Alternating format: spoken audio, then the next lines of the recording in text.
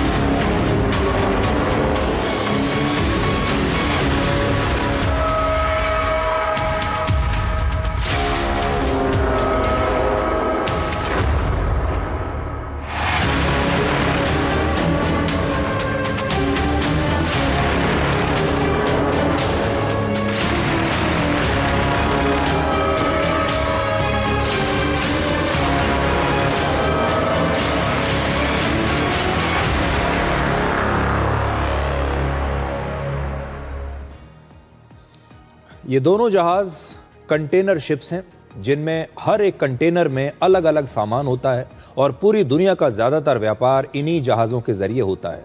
ये कोई वॉरशिप्स नहीं है, इनमें कोई हथियार नहीं है और इन जहाज़ों से ईरान को कोई ख़तरा भी नहीं था।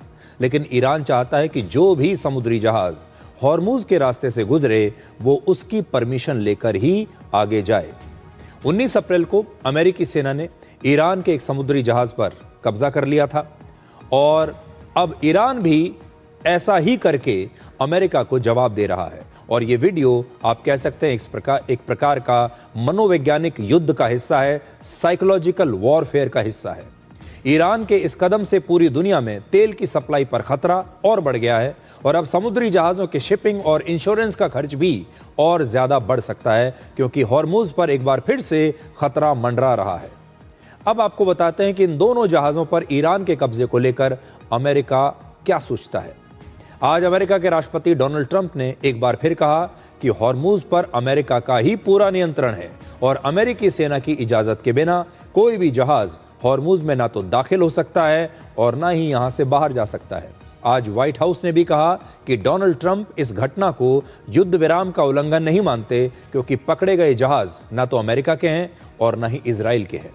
यानी अगर ईरान अमेरिका और इजराइल के किसी समुद्री जहाज पर कब्जा करेगा, उन्हें पकड़ेगा या उन्हें रोकेगा, तभी उसे युद्ध विराम का उल्लंघन माना जाएगा। और ऐसा लग रहा है कि हॉर्मुज़ को लेकर राष्ट्रपति ट्रंप के पास आज भी कोई स्पष्ट ठोस रणनीति नहीं है।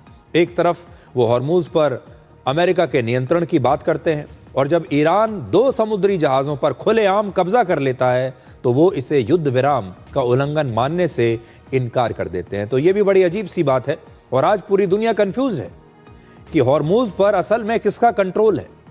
अमेरिका की सेना कहती है कि हमने हॉर्मुज़ को ब्लॉक कर दिया है, अब हॉर्मुज़ पर हमारा कंट्रोल है, हमारी इजाज़त के बिना ना कोई आ सकता है ना जा सकता है। दूसरी तरफ ईरान भी यही कह रहा है और ईरान ने 2 जहाज़ों पर कब्जा करके इसका सबूत भी दुनिया को दे दिया है। अब ईरान की तरह अमेरिका भी लगातार समुद्री जहाज़ों पर कब्जा करके उनकी जांच कर रहा है। कल रात अमेरिकी सेना ने ईरान से लगभग 3000 किलोमीटर दूर श्रीलंका के नज़दीक हिंद महासागर में एक ऑयल टैंकर की जांच की। अमेरिकी सेना अपने हेलीकॉप्टर से ईरान के इस ऑयल टैंकर पर पहुंच गई और यह ऑयल टैंकर कच्चा तेल लेकर चीन जा रहा था। उसकी तस्वीरें भी अमेरिका ने जारी की है। इस ऑयल टैंकर ने पहले भी चोरी छिपे तेल बेचकर अमेरिकी पाबंदियों का उल्लंघन किया था और इसीलिए वर्ष 2024 में अमेरिका ने इस टैंकर पर पाबंदी लगा दी थी। इस समय ईरान का लगभग 90 से 95% तेल चीन खरीद रहा है और ऐसा कहा जा रहा है कि ये जो ऑयल टैंकर है ये भी ईरान का तेल लेकर चीन जा रहा था। Motor vessel Majestic X, we intend to conduct the boarding of your vessel.